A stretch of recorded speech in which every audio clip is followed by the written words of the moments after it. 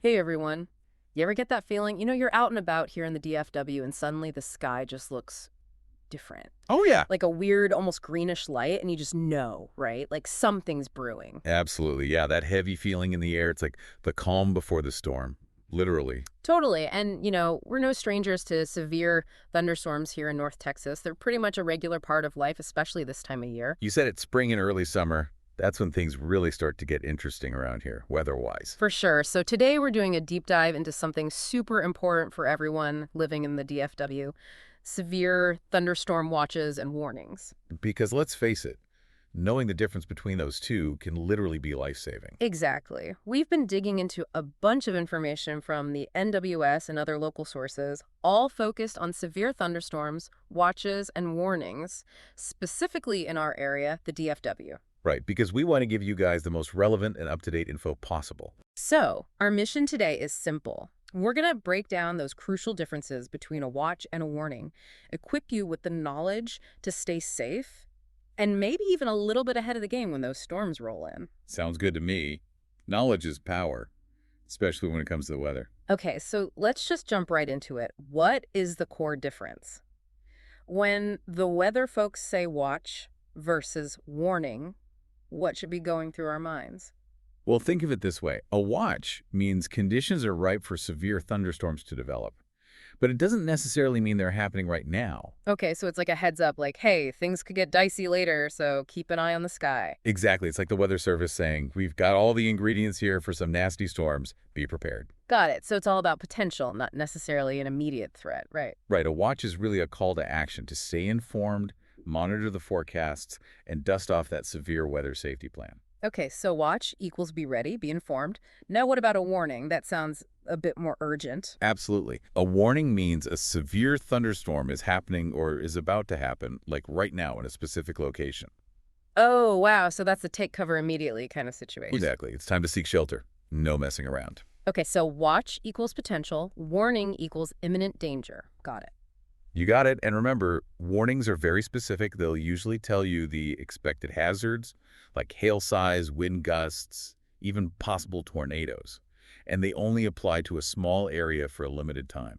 That makes sense. So it's really targeted information telling you what to expect and where. Exactly. The NWS does a great job of providing those hyper-local details. Okay, so we've got watches and warnings. Now, you mentioned earlier that DFW is kind of a hot spot for these severe thunderstorms.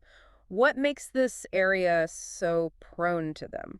Well, we're kind of in a unique spot geographically, right on the edge of the Great Plains, where warm, moist air from the Gulf of Mexico collides with cooler, drier air from the west. Oh, right, like a clash of the titans, and we're caught in the middle. Uh-huh.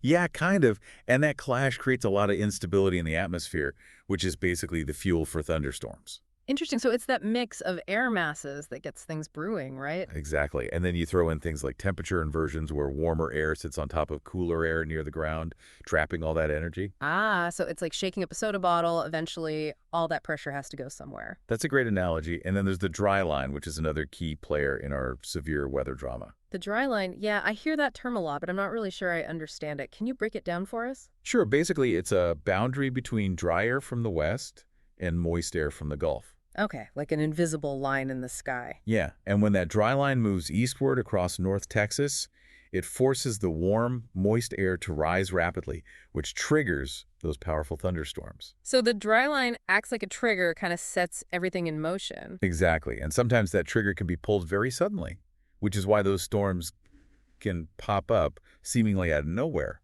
Makes sense. So we've got the clashing air masses, the temperature inversions, the dry line. It's like a recipe for some wild weather. It really is, and the NWS knows this, which is why they have such a sophisticated system for monitoring and predicting these storms. Right, because forecasting these things accurately is critical. So what tools do they have in their arsenal? How do they track those storms? Well, first and foremost, they rely on Doppler radar, which is like their eyes in the sky. You can see inside those storm clouds, pinpoint the location, intensity, and movement of rain, hail, even tornadoes. Wow. So it's like a super-powered weather X-ray. In a way, yes. And they also use satellite imagery, which gives them a broader view of cloud patterns and atmospheric conditions. So those swirling, colorful images we see on the news, that's satellite imagery, right? Exactly. It helps them see the big picture. And I know they also launch weather balloons. What do those do? Those balloons carry instruments that measure temperature, humidity, wind speed, all that good stuff at different altitudes. So they're gathering real-time data from the atmosphere. That's pretty cool.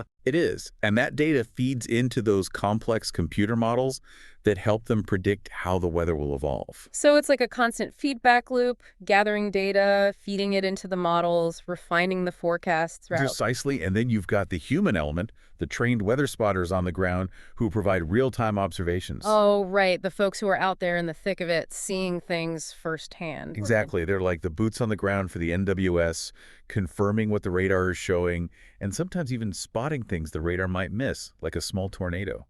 Wow. So it's really a team effort, technology and trained observers working together. It is, and it's incredibly important for keeping people safe. Absolutely. So we've got a pretty good handle on how these storms form and how they're tracked. Now let's talk about the potential hazards. What are we dealing with here in the DFW? Well, large hail is a major one. Yeah, And I mean, right. large, we're talking grapefruit size, sometimes even bigger. And that can do serious damage to cars, roofs, you name it. Ouch. Yeah, hail is no joke. I've seen cars with their windshields completely shattered. It's not pretty. And then there are the damaging winds, straight line winds, that can exceed 58 miles per hour. Wow, that's strong enough to knock down trees and power lines, right? Absolutely. And those winds can cause structural damage to buildings too. They're not messing around. Definitely not. And of course, we can't forget about flooding, especially in urban areas. Right. Heavy rain can overwhelm drainage systems, leading to flash flooding, which can be very dangerous, especially for drivers. Yeah, turn around, don't drown. That's the saying, right? Exactly. Never try to drive through floodwaters. You never know how deep they are or what's underneath. Solid advice. And then there's the possibility of tornadoes, though maybe not as frequent as hail or wind. True, tornadoes are less common in our immediate area, but they are a significant threat, especially during the spring months. Right, so we need to be prepared for all of these hazards. They all pose a serious risk. Absolutely, and these storms can have a huge impact on our lives here in the DFW beyond just the immediate danger. Right, like the disruption to our daily routines, power outages, flooded roads, all that. Exactly. Severe thunderstorms can really bring things to a standstill. And the economic impact could be significant too. Think about business closures, property damage, the strain on emergency services. It's definitely something we need to take seriously. So, knowing all this, what can we as residents do to stay safe? How can we be prepared? Well, first and foremost, stay informed, monitor the forecasts, sign up for weather alerts on your phone, have a NOAA weather radio handy. So, multiple ways to get those warnings. Don't just rely on one source. Right, because you never know when one might fail. And have a plan, a severe weather safety plan. Okay, a plan. What does that entail? Well, identify safe places in your home, a basement, an interior room on the lowest floor, away from windows, and stock up on emergency supplies, water, food, flashlights, batteries, a first aid kit. So, basically, be ready to hunker down if a warning is issued. Exactly. And know what to do if you're caught outside. Seek shelter in a sturdy building immediately.